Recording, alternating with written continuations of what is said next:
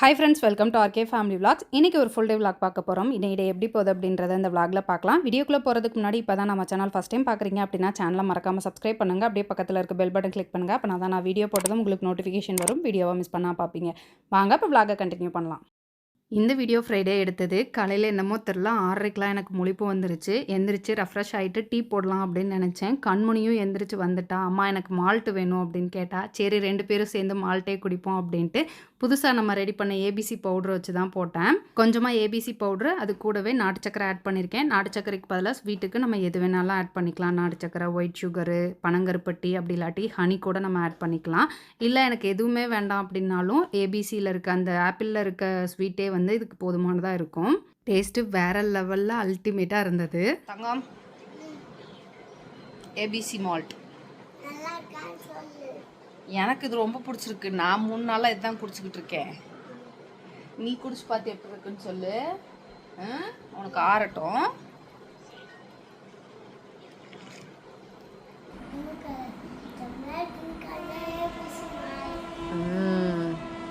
குடிச்சு பார்த்துட்டு எப்படி இருக்குன்னு சொல்லு.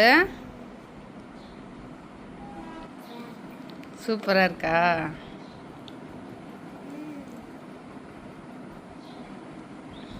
அம்மா இனிப்பு கம்மியாக போட்டிருக்கேன் உனக்கு, அதனால் உனக்கு ஸ்வீட் இல்லாத மாதிரி தெரியுது. நாளைக்கு ஸ்வீட் ஜாஸ்தி போட்டு தரேன்.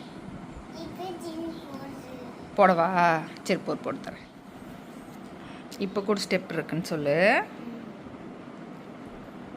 அதாக்கா ஸ்வீட் கம்மியாக இருந்தால் பிடிக்க மாட்டேங்குது. நானும் கண்மணியும் சேர்ந்து மால்ட்டை குடிச்சிட்டு அப்படியே சமையல் வேலையை ஸ்டார்ட் பண்ணிட்டேன். சாதத்துக்கு மண்பானையில் தண்ணி ஊற்றி வச்சுருந்தேன். ஒலை கொதிச்சிருச்சு. அப்படியே ஊற வச்சுருந்த அரிசியை கழுவி ஆட் பண்ணிடலாம் அப்படின்ட்டு அந்த வேலையை பார்த்துட்ருக்கேன். ஆக்சுவலாக இன்றைக்கி பீக்கங்காய் வச்சு ஒரு புது டிஷ் ட்ரை பண்ண போகிறேன். இது வந்து நானாக ட்ரை பண்ணல. நேற்று தான் ஒரு வீடியோ பீக்கங்காய் வச்சு பார்த்தேன். நம்மக்கிட்ட தான் பீக்கங்காய் இருக்கே, நம்ம ஏன் ட்ரை பண்ணக்கூடாது அப்படின்னு சொல்லிட்டு இன்றைக்கி வந்து பீக்கங்காய் வந்து வச்சு பண்ண போகிறேன். ஃபஸ்ட்டு பீக்கங்காவை தோல் சீவிட்டு சின்ன சின்னதாக கட் பண்ணி எடுத்து வச்சுக்கிட்டேன். அந்த தோலையும் தூக்கி போடலை. அந்த தோலை வச்சு சட்னி பண்ணிக்கலாம் அப்படின்ட்டு தோலை எடுத்து ஃப்ரிட்ஜில் வந்து பத்திரமா வச்சுருக்கேன். இன்றைக்கி இதை பண்ணிவிட்டு நாளைக்கு வந்து நம்ம பீக்கங்காய் தோலை வச்சு சட்னி பண்ணிக்கலான்னு நின்றுட்டே காயை கட் பண்ணி முடிச்சிட்டேன். கால் லைட்டாக வலிச்சது. இப்போ எதுக்கு நம்ம நின்றுட்டு வேலை பார்த்துட்ருக்கோம், டைனிங் டேபிள் தான் ஃப்ரீயாக இருக்கே, பேசாமல் அங்கே உட்காந்து நம்ம பண்ணிக்கலாம் அப்படின்ட்டு வெங்காயம் இங்கே வந்து உட்காந்து உரிச்சிட்ருக்கேன். ஒரு விஷயத்த நம்ம ரொட்டீனாக ஃபாலோ பண்ணிகிட்டே இருப்போம். திடீர்னு நமக்கு எதுக்கு இதை இப்படி பண்ணலாமே அப்படின்னு நமக்கே தோணும். அப்படி இல்லாட்டி வேறு யாராவது சஜஷன் கொடுத்துருப்பாங்க. பட் நம்ம ரொட்டீனாக செஞ்சுட்டு இருந்த ஒர்க்கை வந்து சடனாக சேஞ்ச் பண்ணணும் அப்படின்னும் போது கண்டிப்பாக அந்த இடத்துல ஸ்ட்ரகிள் வரும். கண்டிப்பாக எந்த ஒரு விஷயமா இருந்தாலும் நம்மளால் சடனாக சேஞ்ச் பண்ணவே முடியாது. கொஞ்சம் கொஞ்சமாக தான் சேஞ்ச் பண்ண முடியும். கால்வலி எப்படி இருக்குது, உடம்ப பார்த்துக்கோங்க அப்படின்னு நிறைய சிஸ்டர்ஸ் கமெண்ட் பண்ணுறாங்க. எனக்கு அது பார்க்கும்போது ரொம்ப சந்தோஷமாக இருக்குது. கால்வலி இன்னும் லைட்டாக இருந்துட்டு தான் இருக்குது. கால்வலிக்காக நிறைய அலைஞ்சிட்டோம் அப்படின்றனால இப்போயுமே எங்கே போகிறது, என்ன பண்ணுறது அப்படின்னு யோசிச்சுட்டு இருக்கேன். எதை தின்னா பித்தம் தெளியுன்ற மாதிரி யோசிச்சுக்கிட்டே இருக்கேன். இப்படியே கால்வலியில் ஓட்ட முடியாதுன்னு தெரியும். கண்டிப்பாக பெட்டர் சொல்யூஷன் எது அப்படின்னு பார்த்து பண்ணுவேன்.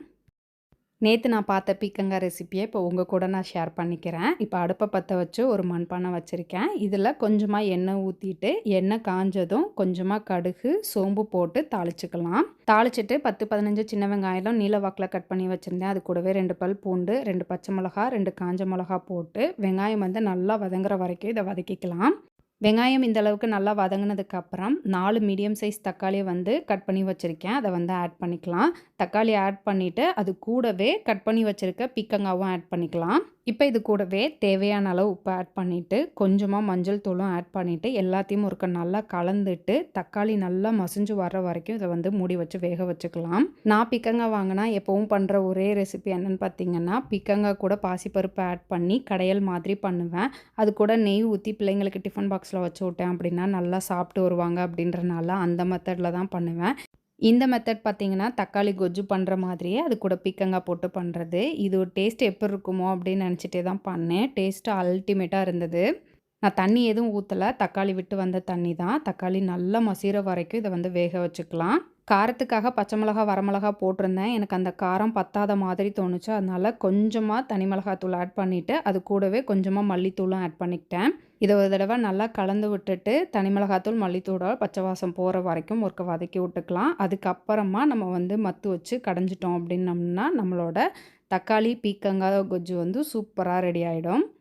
மல்லித்தூளோட பச்சை வாசம்லாம் போனதுக்கப்புறம் தக்காளி, பீக்கங்காய் நல்லா வெந்ததுக்கப்புறம் நம்ம வந்து மேஷர் வச்சு நல்லா மேஷ் பண்ணிக்கலாம். அப்படி இல்லாட்டி பருப்பு மத்து வச்சு நல்லா கடைஞ்சிடலாம். பீக்கங்காய் போட்ட ஃபீலே இல்லை, அந்த அளவுக்கு டேஸ்ட்டாக இருந்தது. சப்பாத்தி கூட வச்சு சாப்பிட்றதுக்கு, தோசை, இட்லி கூட எல்லாம் தொட்டு சாப்பிட்றதுக்கு நல்லாயிருக்கும். சாதத்து கூட பரட்டி சாப்பிட்றதுக்குமே சூப்பராக இருந்துச்சு.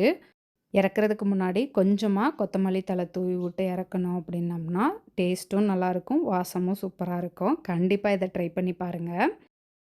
வீட்டில் வேலையெல்லாம் முடிச்சுட்டு லஞ்ச் பேக் பண்ணிவிட்டு நானும் கமலும் வெளியே கிளம்பிட்டோம். இன்றைக்கி வந்து நிறைய வேலை இருந்தது, வெளி வேலைகள். ஃபஸ்ட்டு நானும் கமலும் திண்டுக்கல் ஒரிஜினல் வாசவி ஜுவல்லரி ஷாப்போட ரீலான்ச் ஈவெண்ட்டுக்கு போயிருந்தோம். ஓவிஜே ஷாப்போட கலர் தீமு, அவங்களோட லோகோ வந்து லைட்டாக சேஞ்ச் பண்ணியிருக்காங்க. அதோட இனாக்ரல் ஃபங்க்ஷனுக்கு தான் போயிருந்தோம். பெரிய கைத்தட்டல் கொடுத்துடலாமா?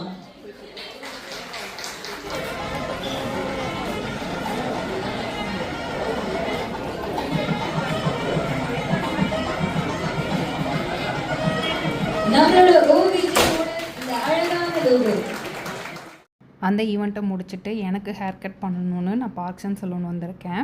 நான் ஹேர் ஸ்மூத்தனிங் பண்ணியிருக்கேன்னு நிறைய பேருக்கு தெரியும். ஸ்மூத்தனிங் பண்ணேன் அப்படின்னம்னா நம்ம பண்ண ஹேர் மட்டும்தான் ஸ்ட்ரைட்டாக இருக்கும். அதுக்கு அடுத்து வளர்கிற முடி வந்து நம்மளோட நேச்சுரல் ஹேராக தான் வளரும். திருப்பி வளர்கிற முடி எனக்கு சுருட்டையாக தான் வளருது. அதை வந்து வேணும்னா நம்ம வந்து ரூட் டச்சப் பண்ணிக்கலாம். நான் வந்து ரூட் டச்சப் பண்ண வேணாம் அப்படின்னு விட்டுட்டேன். பட் மேலே வந்து சுருட்டையாகவும் கீழே ஸ்ட்ரைட்டாகவும் இருக்கிறது எனக்கு ஒரு மாதிரி அனீஸியாக இருக்குது. சுருட்டையாக இருக்க முடி நல்லா புஷ்ஷுன்னு இருக்கும், கீழே ஸ்ட்ரைட்டாக இருக்க முடி பார்த்திங்க அப்படின்னா குச்சியாக இருக்கும். அது பார்க்குறதுக்கு நல்லா இல்லை அப்படின்றனால நம்மளால் அந்த ஃபுல் லென்த்தையும் கட் பண்ண முடியாது. பரவாயில்ல அப்படின்ட்டு பாதினாச்சும் கட் பண்ணிக்கலாம் அப்படின்னு சொல்லிட்டு தான் இன்றைக்கி ஹேர் கட் பண்ண வந்தேன். வளர வளர கொஞ்சம் கொஞ்சமாக கட் பண்ணிவிட்டு இதுக்கு மேலே ஸ்ட்ரைட்னிங் பக்கமே போகக்கூடாது அப்படின்னு நினச்சிருக்கேன். என்கிட்ட நிறைய பேர் ஸ்மூத்தனிங் பண்ணலாமா அப்படின்னு கேட்டிருக்காங்க. அது ஸ்மூத்தனிங் பண்ணுறது பண்ணாதது வந்து அது உங்களோட விருப்பமாக தான் இருக்கணும். என்ன கேட்டிங்க அப்படின்னா ஸ்மூத்தனிங்கிறது வந்து ஃபுல்லாக அது கெமிக்கல் ட்ரீட்மெண்ட் தான். கண்டிப்பாக ஹேர் ஃபால் இருக்குமான்னு கேட்டால் கண்டிப்பாக இருக்கும். ஒரு டைம் ஸ்மூத்தனிங் பண்ணிவிட்டு ஒரு 8 மாதத்துலேயே முடி வளர்ந்துருச்சு அப்படின்னு ரூட் டச்சப் பண்ணேன். 2 டைம் நான் ரூட் டச்சப் பண்ணிட்டேன். 2வது டைம் பண்ணும்போது எனக்கு ஹெவியாக ஹேர் ஃபால் இருந்தது. அதுக்கப்புறம் வந்து இனிமேல் பண்ணக்கூடாது அப்படின்னு நான் முடிவு பண்ணிட்டேன். இப்போ என்னோட மைண்ட் செட் என்னென்னு பார்த்தீங்கன்னா, ஏதாவது ஈவெண்ட் போகும்போது சுருட்ட முடியா வேண்டாம், எனக்கு ஸ்ட்ரைட்டன் பண்ணணும்னு தோணுச்சு அப்படின்னா அப்போதைக்கு வந்து நம்ம ஸ்ட்ரைட்னர் ப்ரஷ்ஷை வச்சு பண்ணிக்கலாம் அப்படின்ற மைண்ட் செட்டுக்கு வந்துட்டேன். வளர்ந்த முடியை விட்டுட்டு ஸ்ட்ரைட்டாக இருக்க முடியை மட்டும் கட் பண்ணோம் அப்படின்னம்னா காது வரைக்கும் தான் லென்த் இருக்கும். ஸோ அதனால் வந்து லைட்டாக தான் ட்ரிம் பண்ணியிருக்கேன். எனக்கு இந்த அளவுக்கு லென்த்லேயே மெயின்டைன் பண்ணால் ஓகே அப்படின்ற மாதிரி தான் தோணுது. இது எப்படி இருக்குது அப்படின்னு கமெண்ட்டில் சொல்லுங்கள். ஹேர் கட் முடிச்சுட்டு கடைக்கு வந்தோம். இன்றைக்கி வந்து கன்சல்டன்ட் மீட்டிங் இருந்தது. ஸோ அவர் வந்ததுக்கப்புறம் 5 மணி வரைக்கும் அவர் கூட மீட்டிங் மட்டும்தான் போச்சு. காலையில் 11 மணிக்கு வீட்டில் கிளம்புனது. இப்போ வரைக்கும் ரவுண்டிங்லேயே தான் இருக்கோம். நான் இந்த மீட்டிங்கை முடிச்சிட்டும் வெளியே போகணும். மே 11ஆம் ரோட்டரியில் ஒரு ஈவெண்ட் நடக்க போகுது. அந்த ஈவெண்ட்டை எங்கள் கிளப் தான் வந்து எடுத்து நடத்த போகிறோம். ஸோ அதுக்காக இடம் பார்க்குறதுக்காக வந்தோம். ஜிடிஎன் காலேஜ் ஆடிட்டோரியம் பார்க்குறதுக்காக வந்தோம். நல்லா ஹால் பெருசாக இருந்தது. ஹால் பார்த்துட்டு அந்த டிஸ்கஷன்லாம் முடிச்சுட்டு நைட்டு கடைக்கு வந்துட்டு அப்படியே வீட்டுக்கு கிளம்பிட்டோம். நைட் டின்னருக்கு தோசை ஊற்றி பீக்கங்காய் தக்காளி தொக்கு இருந்தது, அதை வச்சே மேனேஜ் பண்ணிக்கிட்டோம். நைட் டின்னரை முடிச்சுட்டு மாங்காய் பச்சடி பண்ணலாம் அப்படின்ட்டு ரெடி பண்ணிகிட்ருக்கேன். நைட்டு 10 மணிக்கு நான் மாங்காய் பச்சடி பண்ணுறேன். நேற்றே மாங்காய் பார்த்தோன்னே ஆசையாக இருந்தது அப்படின்னு வாங்கிட்டு வந்தேன். நைட்டு பண்ணலாம் அப்படின்னு நினச்சேன். எனக்கு வந்து ஒரு மாதிரி டயர்டாக இருந்தனால தூங்கிட்டேன். காலையில் பண்ணலான்னு நினச்சேன், டைம் இல்லைன்னு கிளம்பிட்டேன். ஆனால் காலையிலேயே கட் பண்ணி வச்சுட்டேன். அதை ஃப்ரிட்ஜில் வச்சு நைட்டு வந்ததும் எப்படியாவது இன்றைக்கி பண்ணிடணும் அப்படின்ட்டு 10 மணிக்கு பண்ணிகிட்ருக்கேன். பேனில் கடுகு கருவேப்பிலை தாளித்து விட்டு கட் பண்ணி வச்சுருந்த மாங்காவை போட்டுட்டு கொஞ்சமாக உப்பு, காரத்துக்கு ஏற்ப மிளகாத்தூள், நாட்டு சக்கரை ஆட் பண்ணியிருக்கேன். நாட்டு சக்கரைக்கு பதிலாக வெல்லம் வேணாலும் ஆட் பண்ணிக்கலாம். இனிப்பு எந்த அளவுக்கு வேணுமோ அதை பொறுத்து நீங்கள் வந்து அட்ஜஸ்ட் பண்ணிக்கலாம். எல்லாத்தையும் நல்லா மிக்ஸ் பண்ணிவிட்டு ஒரு டம்ளர் அளவுக்கு தண்ணியை ஊற்றி நல்லா வேக வச்சு எடுத்தோம் அப்படின்னம்னா நம்மளோட மாங்காய் பச்சடி சூப்பராக ரெடி ஆயிரும். எனக்கு இது ரொம்ப பிடிக்கும். மாங்காவை நான் எப்படி சாப்பிட்டாலும் நிறைய சாப்பிடுவேன். பச்சடியாக சாப்பிட்டேன் அப்படின்னம்னா ஃபுல்லாக நான் மட்டும்தான் சாப்பிடுவேன். கண்டிப்பாக நிறைய பேருக்கு மாங்காய் பிடிக்கும். உங்களுக்கு மாங்காவை எந்த மாதிரி சாப்பிட்டா ரொம்ப பிடிக்கும் அப்படின்றத கமெண்ட்டில் சொல்லுங்கள். எனக்கு மாங்காயை பார்த்த உடனே டெம்ப்ட் ஆகும். பழம் கூட இவ்வளோ விரும்பி சாப்பிட மாட்டேன். காய் வந்து நல்லா சாப்பிடுவேன். பச்சடியை பார்த்த உடனே இப்போயே சாப்பிடணும் அப்படின்ட்டு கொஞ்சமாக இப்போதைக்கு போட்டு சாப்பிட்லாம் அப்படின்ட்டு கொஞ்சமாக மட்டும் இப்போ சாப்பிட்டேன். அவ்வளோதான், இந்த விலாக் இதோட முடிஞ்சது. இந்த வீடியோ உங்களுக்கு பிடிச்சிருக்கும் நம்புகிறேன். பிடிச்சிருந்தா லைக் பண்ணுங்கள், மறக்காமல் சேனலை சப்ஸ்கிரைப் பண்ணுங்கள். அடுத்த வீடியோவில் பார்க்கலாம். அது வரைக்கும் பாய்.